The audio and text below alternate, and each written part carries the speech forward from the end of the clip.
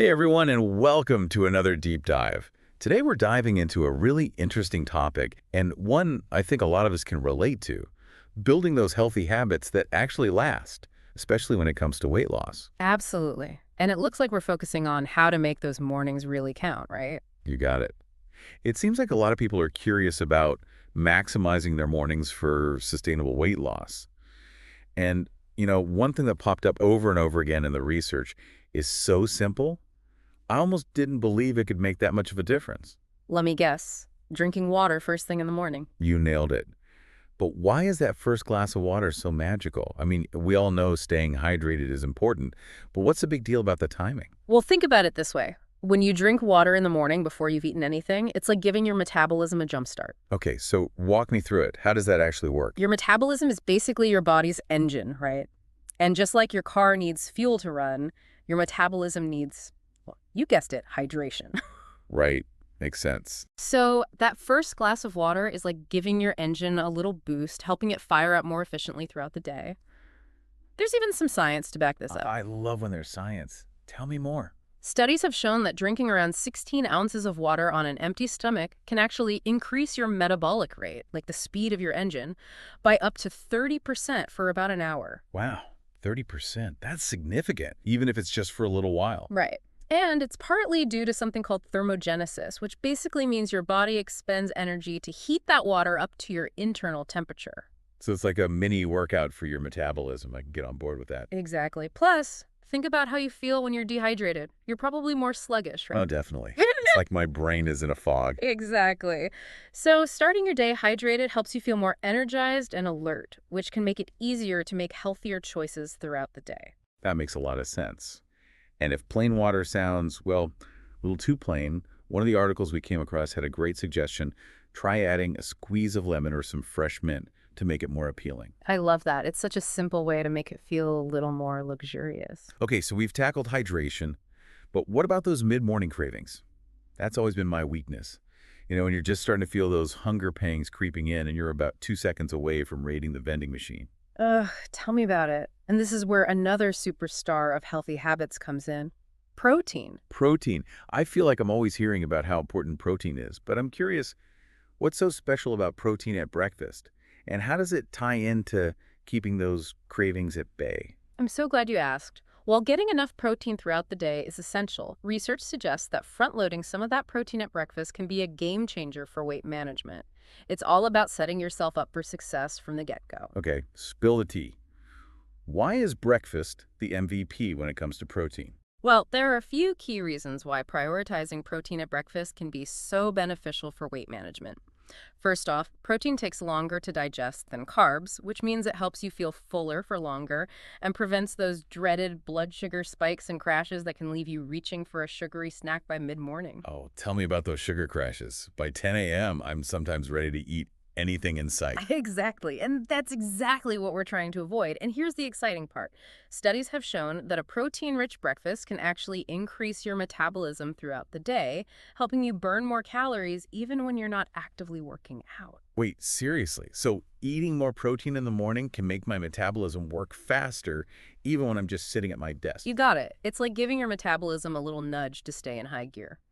One study actually found that people who ate a high-protein breakfast ended up burning more calories throughout the day and had lower levels of ghrelin, the hunger hormone, compared to those who had a lower protein breakfast.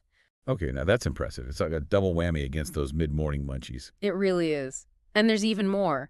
Getting a good amount of protein at breakfast can also help stabilize your blood sugar levels throughout the morning, which further reduces those energy dips and cravings that can derail your healthy eating habits. Wow, it sounds like prioritizing protein at breakfast is a win-win. It keeps us full, stabilizes blood sugar, and boosts our metabolism throughout the day. I'm sold.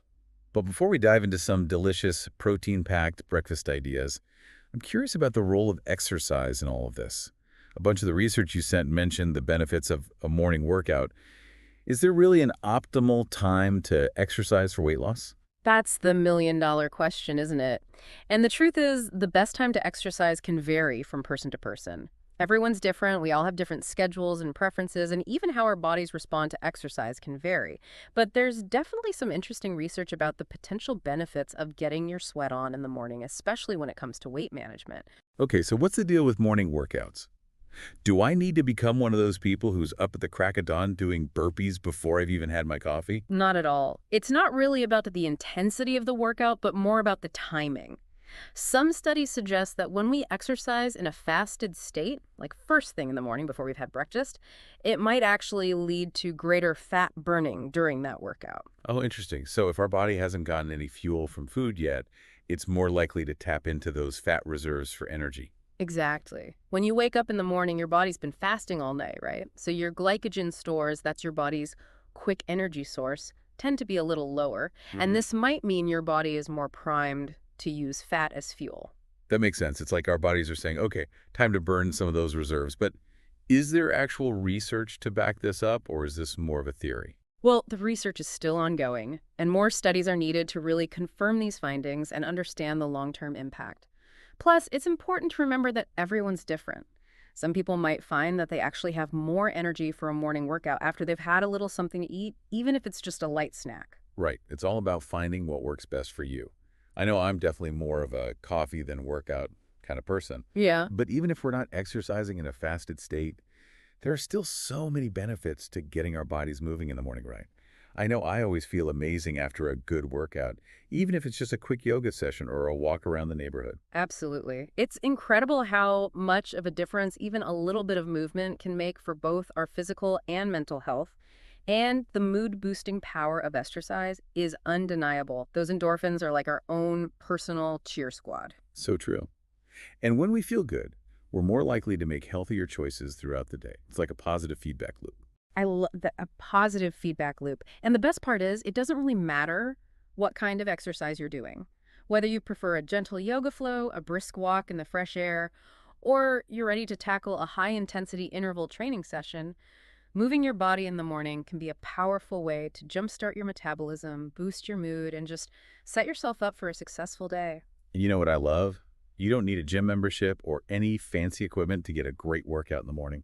One of the articles you shared actually highlighted some super simple and effective body weight exercises you can do at home, things like squats, lunges, push-ups, and planks. Oh, I love those. They're like the classics that never go out of style. And you can even incorporate some light stretches or yoga poses to improve flexibility and just kind of de-stress and center yourself before the day gets going. It's all about making movement a sustainable and enjoyable part of your routine, no matter where you are or what your fitness level is.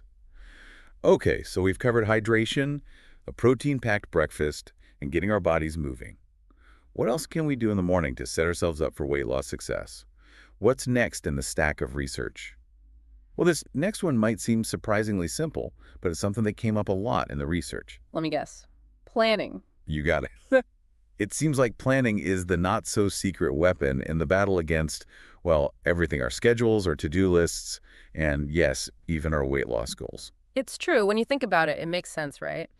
When we're tired, stressed, or just short on time, our brains tend to go for the quickest, easiest option. And oftentimes, that option isn't the healthiest. Oh, 100%. That's when those drive-through menus start looking really good, even when I know it's not the best choice. Exactly. So how can we use this to our advantage?